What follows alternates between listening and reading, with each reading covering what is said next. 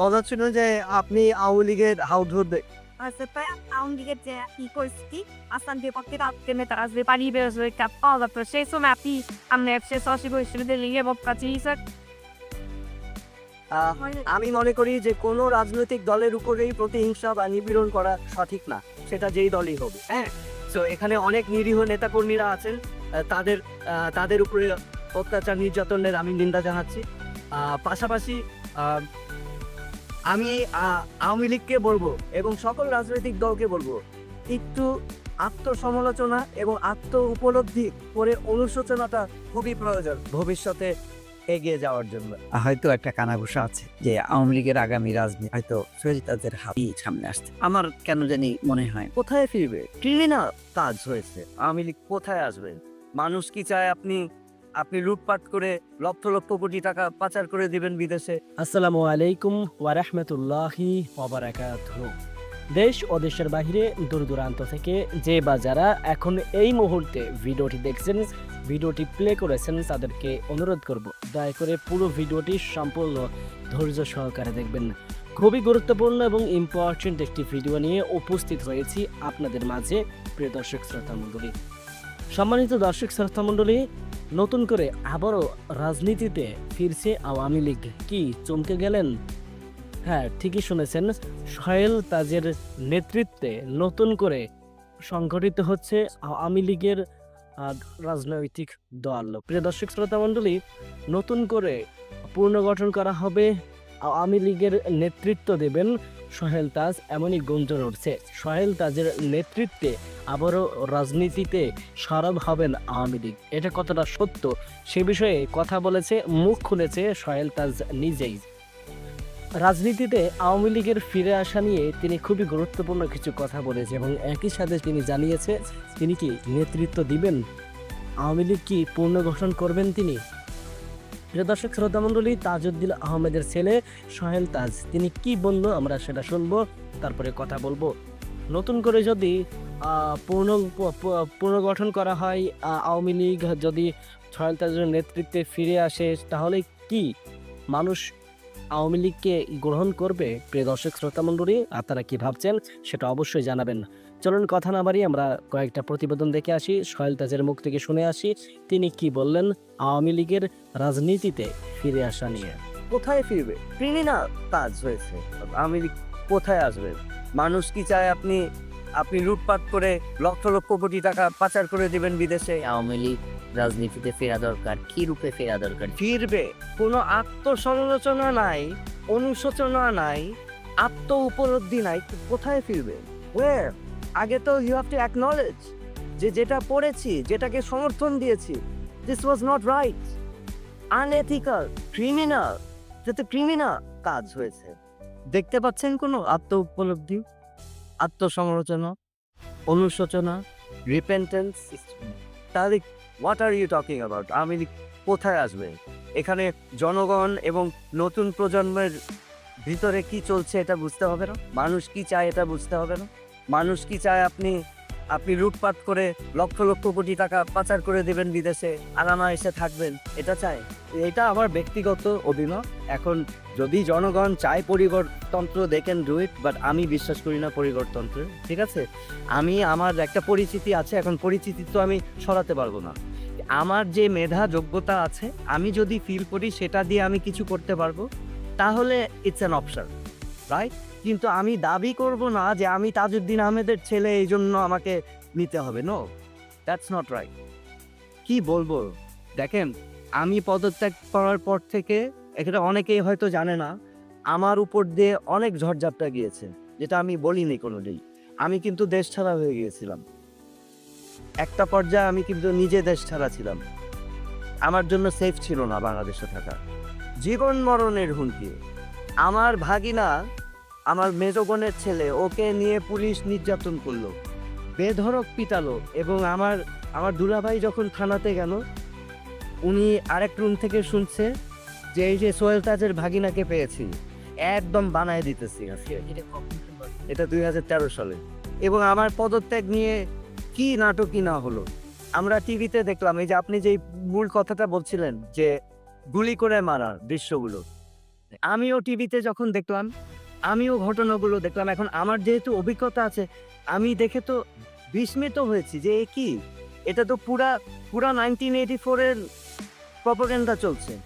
যে একটা জিনিসকে আরেকটা বানিয়ে তারপরে ওইটা বারবার সব টিভি চ্যানেল দিয়ে বলানো। এটা পুরা ব্রেন ওয়াশিং। ওই যে হীরক রাজার দেশের মগজ ধোলাই, যন্তর মন্তর ঘর। পুরা বাংলাদেশ হয়ে গেছিল যন্তর মন্তর ঘর। ওই যন্তর মন্তর ঘরের মধ্যে ওই কয়েকজন ওই যে সায়েন্টিস্ট দিয়ে ওই যে যারা ছিল দায়িত্বপ্রাপ্ত, তারা দিয়ে গিয়ে গুজগুজ করে এক একটা বানিয়েছে। একটা ফ্যাক্টকে ডিস্টর্ট করে আরেকটা বানিয়ে সেটা প্রচার করেছে। এবং আমি দেখে আমার বমি আসতো যে এগুলো কি হচ্ছেটা কি। সোহেল তাজ, মরহুম তাজউদ্দিন আহমেদ এবং জোহরা তাজউদ্দিনের সন্তান সোহেল তাজ, তাকে নিয়ে সম্প্রতি আলোচনা হচ্ছে রাজনীতিতে। তার একটি সাক্ষাৎকার প্রচার করেছে মানবজমিন। সেখানে কিছু কিছু কথা, কিছু কিছু বক্তব্য খুবই উল্লেখযোগ্য এবং এটি বিশ্লেষণ করার অপেক্ষা রাখে। পদ ছাড়াই শেখ হাসিনা পরিবারের লোকজন 90% মন্ত্রণালয় নিয়ন্ত্রণ করতেন, কোনো পদ পদবিতে নেই। কিন্তু মনে করেন শেখ সেলিম, শেখ হেলাল, শেখ জুয়েল, তারা 90% মন্ত্রণালয় নিয়ন্ত্রণ করতেন। দর্শক বুঝতে পারছেন, শেখ হাসিনা প্রধানমন্ত্রী ছিলেন, তার মামতো ভাই, চাচতো ভাই, খালতো ভাই অনেকেই তারা কোনো পদ পদবিতে ছিলেন না। পদ পদবি না থাকলেও কোনো সমস্যা নেই, মোটামুটি তারাই মন্ত্রণালয় চালাতেন। আর এই মন্ত্রণালয় চালাতে যেই কিন্তু সোহেল তাজের সঙ্গে এই 15 বছরের শাসনামলের প্রথম ভাগে চরম দ্বন্দ্ব তৈরি হয় শেখ সেলিমের, এবং পরে তিনি শুধু মন্ত্রিত্ব না করে এমপি পদ থেকেও তিনি পদত্যাগ করেন। সবই জানেন শেখ হাসিনা, কিন্তু কিছুই করেননি। কেননা এই সমস্ত অন্যায়, অনিয়ম, স্বজনপ্রীতি, একেবারে কি বলবো, যে যত রকম দুষ্কর্ম নিজে করেছেন, তার কাছের লোকজন করেছেন, পরিবারের লোকজন করেছেন, সব কিছু তিনি হজম করেছেন। সোহেল তাজ একটি দুর্নীতির অভিযোগও নেই তার বিরুদ্ধে, এবং উচ্ছ্বসিত ছিলেন তিনি এই স্বরাষ্ট্র প্রতিমন্ত্রীর দায়িত্বটি পাওয়ার পর। তিনি বলেছিলেন এখানে কোনো ঘুষ বাণিজ্য হবে না, এবং কোনো রকম বদলিতে তদবির হবে না। কিন্তু খুব দ্রুতই তার সেই স্বপ্ন ফিকে হয়ে যায়। তারই একটি বর্ণনা দিয়েছে।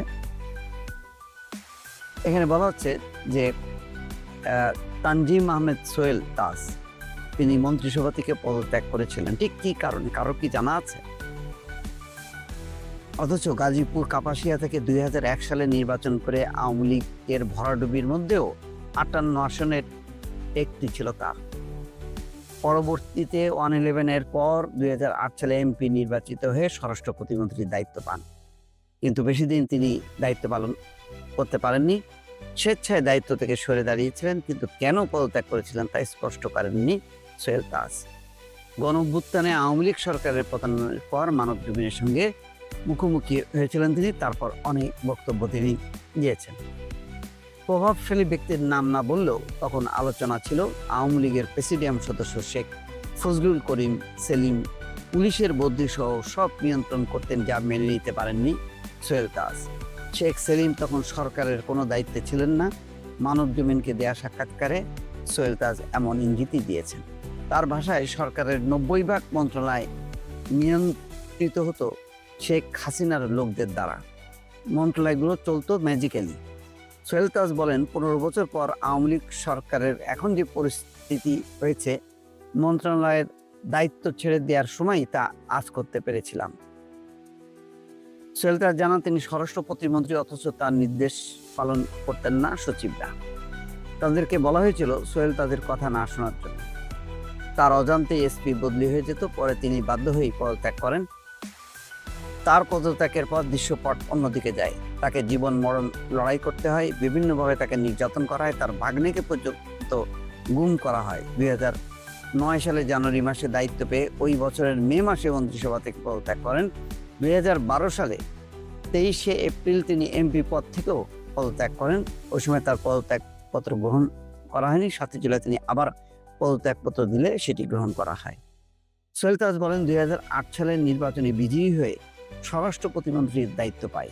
আমি খুবই উচ্ছ্বসিত ছিলাম স্বরাষ্ট্র মন্ত্রণালয়ের দায়িত্ব পেয়ে। আমার ইচ্ছা ছিল দেশটাকে একটি সুন্দর, প্রগতিশীল, উন্নত বাংলাদেশ হিসেবে গড়ে তুলব। তার মানে আমি এটাও জানি আমাকে কি করতে হবে, সিস্টেমেটিক চেঞ্জ করতে হবে। সিস্টেমেটিক চেঞ্জ করতে চেয়েছিলাম আমাদের গণতান্ত্রিক প্রতিষ্ঠানগুলোকে, বিচার বিভাগ, প্রশাসন, আইন শৃঙ্খলা রক্ষাকারী বাহিনীকে রাজনীতি ও দলীয়করণ মুক্ত করতে হবে, যাতে এই প্রতিষ্ঠানগুলো রাষ্ট্র জনগণের জন্য কাজ করে। আওয়ামী লীগ এরকমই একটা ইশতেহার দিয়েছিল, যেটি আমাকে সাংঘাতিকভাবে উৎসাহিত করে। আরেকটি উল্লেখযোগ্য বিষয় ছিল নির্বাচন কমিশন। একদম একটা স্বাধীন নির্বাচন কমিশন হবে, যেখানে কোনো ভোট কারচুপি হবে না। আপনার ভোট, আমার ভোট সদিচ্ছায় দিতে পারবো, এমন একটা বাংলাদেশ হবে। যাই হোক, অনেক কথা তিনি তার ক্ষোভে বলেছেন। তিনি আরও বলছেন যে, সাবেক এই স্বরাষ্ট্র প্রতিমন্ত্রী সোহেল তাজ বলছেন, আমি প্রতিমন্ত্রীর দায়িত্ব নেওয়ার পর একটা মিটিং ডেকেছিলাম। আইজিপি, এসবি প্রধান, র্যাব প্রধান, ডিবি প্রধান এবং সকল সংস্থার প্রধানরা উপস্থিত ছিলেন। আমি তাদেরকে স্পষ্ট করে বলেছিলাম, বদলি, নিয়োগ বাণিজ্য এখন থেকে বন্ধ, এখানে কোনো ব্যবসা চলবে না। আমি যতদিন থাকবো ততদিন এটা অ্যালাউ করবো না। এটা শুধু পুলিশের মধ্যে না, এই লিঙ্কেজটা অনেক উপরের দিকে যায়। এখানে অনেক অদৃশ্য শক্তি আছে যারা এটাকে নিয়ন্ত্রণ করে। অনেক ক্ষেত্রে আমার অজান্তেই একটা অদৃশ্য শক্তি কাজ করে নেয়, এসপি বদলি হয়ে যায়, অথচ আমি নিজেই জানতাম না। এই ধরনের ঘটনা যখনই ঘটতে লাগলো, তখন আমি মনে করলাম এখানে একটা পদ নিয়ে বসে থাকার কোনো মানে হয় না। যাই হোক, এখানে তিনি বলছেন যে 90% মন্ত্রী জানেন না তাদের মন্ত্রণালয় কীভাবে চলছে। তার মানে শেখ হাসিনা তার পরিবারের যেই সদস্যরা, তারাই ছিলেন আসলে গডফাদার। মন্ত্রণালয়গুলো তারাই চালাতেন, আর মন্ত্রী নামের যে মানুষগুলো ছিল তারা ছিল আসলে শেখ হাসিনার চাকর বাকর। প্রথমেই আমি বলতে চাই যে আসলে অনেক আশা আকাঙ্ক্ষা নিয়ে ছাত্র জনতা বাংলাদেশে একটি পরিবর্তনের জন্য শত শত প্রাণের বিনিময়ে আজকে এই অন্তর্বর্তীকালীন সরকার এসেছে। তো আমাদের এই সরকারের কাছ থেকে প্রত্যাশা অনেক বেশি। হ্যাঁ, আমরা চাই যে একটি গণতান্ত্রিক, সমৃদ্ধশালী, প্রগতিশীল বাংলাদেশ যাতে ভবিষ্যতে আমরা পাই। আমাদের বংশধর, আমাদের ছেলে মেয়ে, আমাদের নাতি নাতনি সবাই যেন একটি সুন্দর বাংলাদেশ পায়। সেই প্রয়াসেই কিন্তু এত মানুষের আত্মত্যাগ, ছাত্র জনতার এই অভ্যুত্থান। সো আমি ব্যক্তিগতভাবে এই সরকারের সাফল্য কামনা করছি, এবং আমি মনে করি যে কোনো ভালো কাজ, একটি রাষ্ট্র গঠনের কাজ বা পুনর্গঠনের কাজের সবচেয়ে বড় অংশ হচ্ছে আইন শৃঙ্খলা রক্ষা করা। বিকজ গুড গভর্নেন্স বা সুশাসন পেতে হলে রুল অফ ল বা আইনের শাসন অত্যাবশ্যক। সো আমি ব্যক্তিগতভাবে এখানে এসেছি আমার একটা বিষয় নিয়ে। আমাকে বেশ কিছুদিন ধরে বিভিন্ন মহল থেকে হুমকি দেওয়া হচ্ছে, আমার প্রাণের উপর হুমকি এসেছে। এবং গতকাল রাতে আমি যখন আমার কাজ শেষ করে, আপনারা জানেন যে আমি একজন কর্মঠ মানুষ, আমার কাজ করতে হয় প্রতিদিন। আমি কাজ থেকে যখন রাতে ফেরত যাচ্ছিলাম আমার ডিওএইচএস এর বাসায়, আমাকে একটি মোটরসাইকেল চালক আমাকে ছায়ার মতো ফলো করে, এবং আমি যখন ক্যান্টনমেন্ট গেট দিয়ে ঢুকে যাই, সেই মোটরসাইকেল আরোহী আমাকে কিন্তু ফলো করতে থাকে। একটা পর্যায়ে আমি দেখি তার শার্টের মধ্যে লাল নীল লাইট জ্বালানো, এবং সে আমাকে ইশারা করছে থামার জন্য। তো আমি বুঝতে পারছিলাম না যে এটা কে, কারণ সাধারণত ক্যান্টনমেন্টের ভিতরে তো এমপিরা থামায়। তো আমি থামিয়েছি কারণ তার লাল নীল লাইট দেখেছিলাম। থামাবার পর তাকে আমি অনেকবার জিজ্ঞেস করলাম যে আপনি কে, আপনার পরিচয় কি, আমাকে কেন থামতে বলছেন। উনি বারবার আমাকে বলছেন যে আমাদের লোক আসবে, আপনার থামতে হবে। তো আমি আবারও বললাম যে কেন, আপনার পরিচয় কি এবং কারা আসবে। তো এক পর্যায়ে আমি তাদের জিজ্ঞেস করলাম, আপনি কি আমাকে চিনতে পেরেছেন? উনি বলল, হ্যাঁ আপনাকে চিনতে পেরেছি, আপনি সোহেল তাজ। তখন আমি আরও পাজলড হয়ে গেলাম যে সে তো আমাকে চেনে। তো আবার জিজ্ঞেস করতে থাকলাম, এরকম অনেকবার জিজ্ঞেস করার পর আমি গাড়ি সাইড করে রেখেছি। তাকে ফোনে বলতে শুনলাম যে হ্যাঁ উনি জাহাঙ্গীর গেট দিয়ে ঢুকে গিয়েছে, আপনারা এখানে এই লোকেশনে আসেন। না না, জাহাঙ্গীর গেট দিয়ে ঢুকে গেছেন, উনি ক্যান্টনমেন্টে ঢুকেছেন। তো এরকম কয়েকবার বলার পর আমি তাকে আবার জিজ্ঞেস করলাম, বারংবার জিজ্ঞেস করলাম পরিচয় কি, কেন আমাকে থামিয়েছেন। সে কোনো সদুত্তর না দিল না। কিছুক্ষণ পর আবার সে ফোনে কথা বলে তারপর আস্তে করে মোটরসাইকেল নিয়ে আমাকে বললে আপনি চলে যেতে পারেন, বলে উনি চলে গেল। সো আমার কাছে যেটা প্রতীয়মান হয়েছে বা আমি যেটা উপলব্ধি করতে পেরেছি, সে যেই ব্যক্তির সাথে কথা বলছিল তারা অন্য স্থানে অবস্থান নিয়েছিল। তো তারা ভেবেছিল আমি হয়তো মহাখালী দিয়ে যাব, এবং আমি যেহেতু ক্যান্টনমেন্ট দিয়ে এসেছি, সে বারবার বলার চেষ্টা করছিল যে আমি ক্যান্টনমেন্ট জাহাঙ্গীর গেট দিয়ে ঢুকেছি।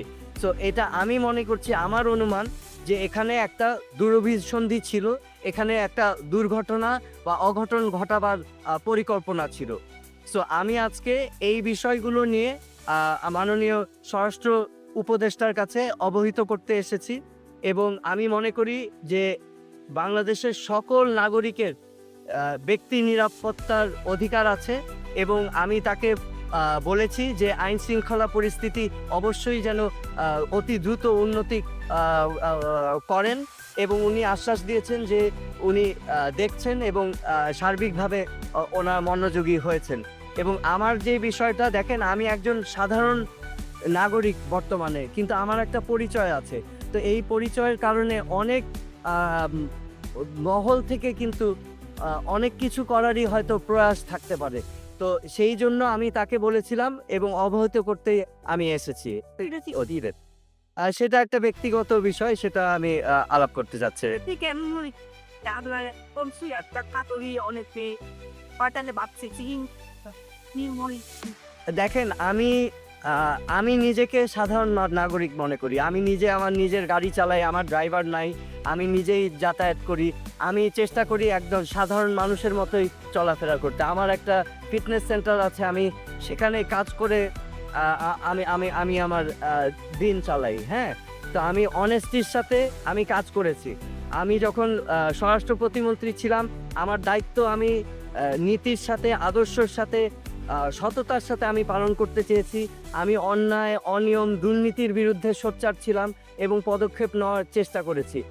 পরবর্তীতে আমি পদত্যাগ করার পরেও সময় সময় কিন্তু আমার উপরে নানাভাবে নানা কিছু করা হয়েছিল। 2013 সালে আমার এক ভাগিনা রাকিবকে পুলিশ নিয়ে নির্যাতন করেছিল, সেটা নিয়েও মামলা হয়েছিল।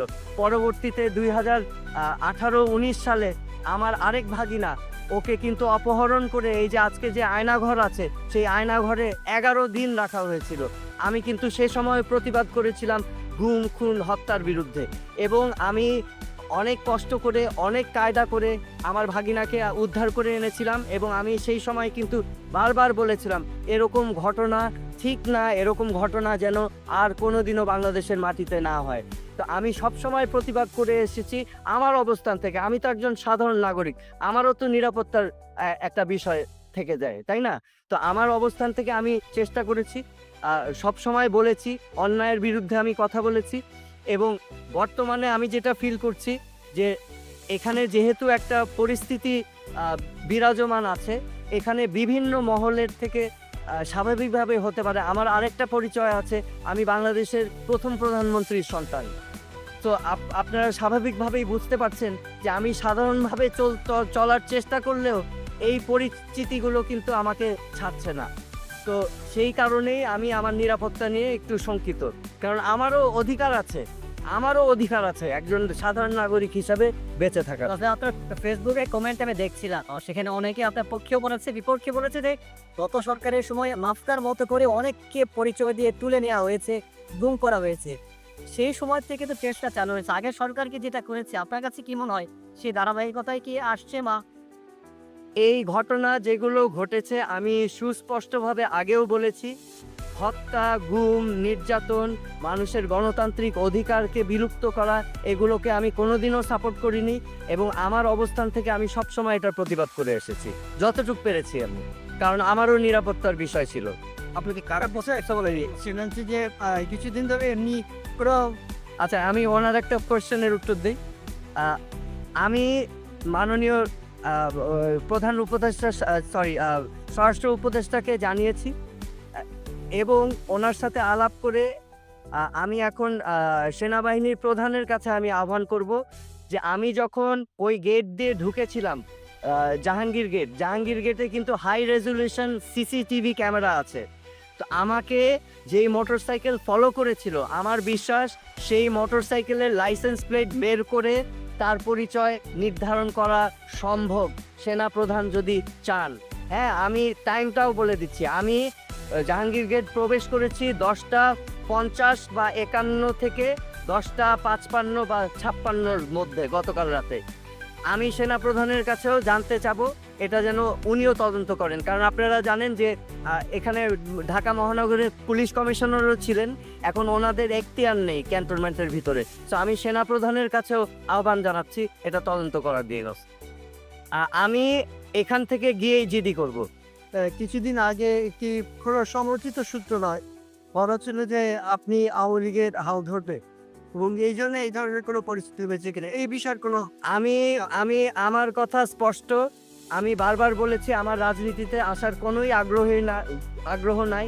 এই পচা নোংরা নষ্ট রাজনৈতিক কালচারে আমি আসার ইচ্ছুক না।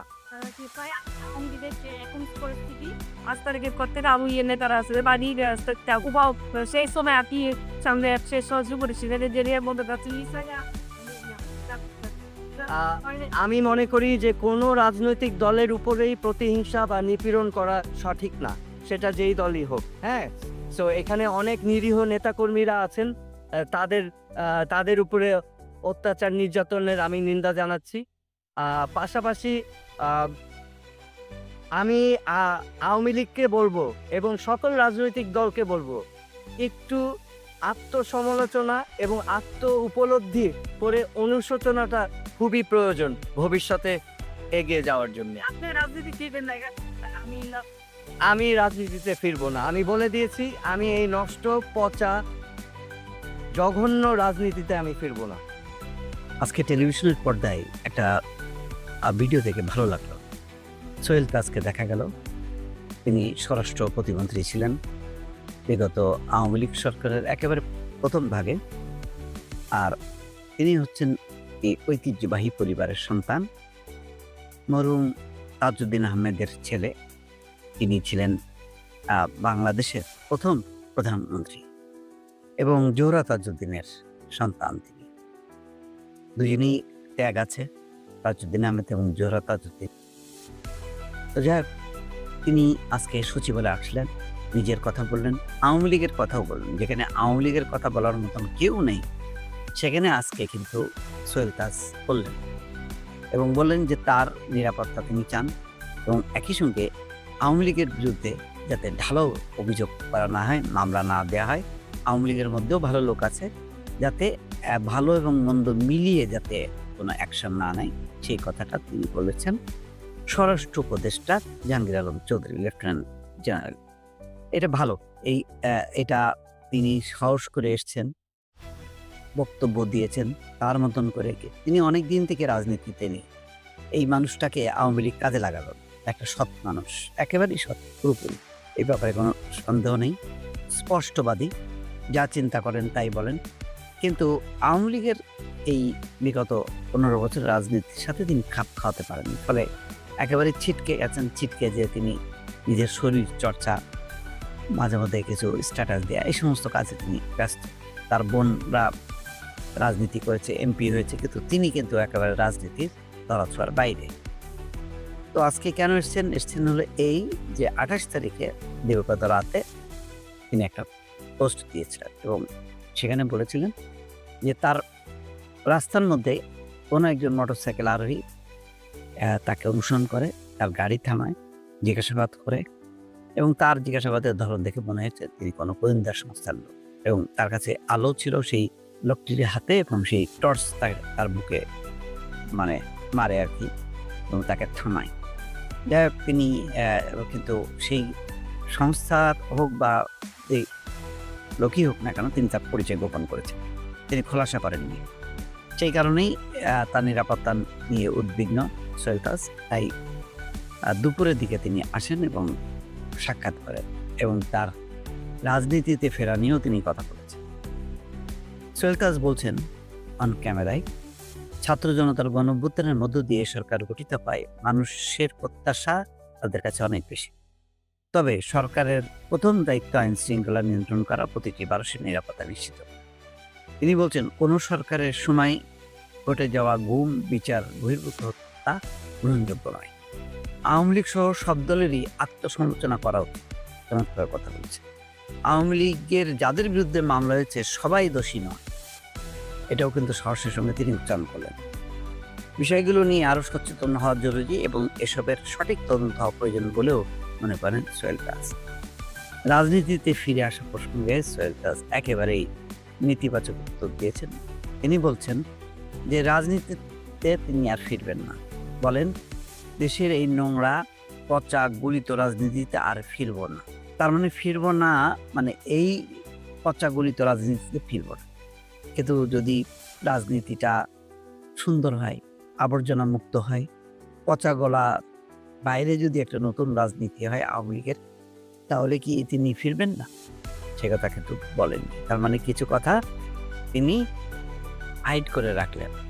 আমার কেন জানি মনে হয় একসময় আপনাদের মনে আছে যে যখন কি মরহুম জিয়াউর রহমান রাজনীতি করার সুযোগ দিয়েছিলেন, সব রাজনৈতিক দলের ঘরোয়া রাজনীতি চালু করেছিলেন রাজনীতি উন্মুক্ত করার প্রাথমিক পদক্ষেপ হিসেবে, তখন আওয়ামী লীগও রাজনীতি করার সুযোগ পায় অন্যান্য অনেক রাজনৈতিক দল। সেই সময় সোহেল তাজের মা জোহরা তাজউদ্দিনকে তো সারা দেশ ঘুরে ঘুরে আওয়ামী লীগকে সংগঠিত করেছিল। আজকে আওয়ামী লীগের যে অবস্থা, সেই অবস্থা ছিল ওই সময়, অর্থাৎ একেবারেই তারা ছিন্ন ভিন্ন ছিল, কোথাও কোনো খোঁজ ছিল না, কোনো সাংগঠনিক কার্যক্রম ছিল না। জোহরা তাজউদ্দিন সারা দেশ ঘুরে ঘুরে এই আওয়ামী লীগকে সংগঠিত করে। কিন্তু শেখ হাসিনা ফেরার পর জোহরা তাজউদ্দিন আউট।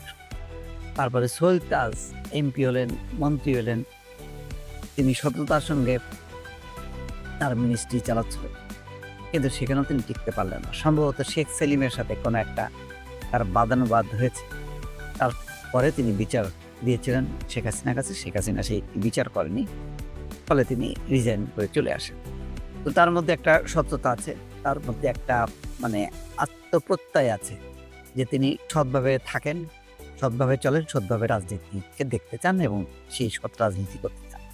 তো আওয়ামী লীগকে ঘিরে যদি আবার সেই তার স্বপ্ন, তার যেই লাইফ স্টাইল, সেটা যদি তিনি বাস্তবায়ন করতে পারেন, তাহলে তিনি ফিরবেন না, এই কথা কিন্তু বলেননি। সে কারণেই হয়তো একটা কানাঘুষা আছে যে আওয়ামী লীগের আগামী রাজনীতি হয়তো সোহেল তাজের হাত দিয়ে সামনে আসতে পারে।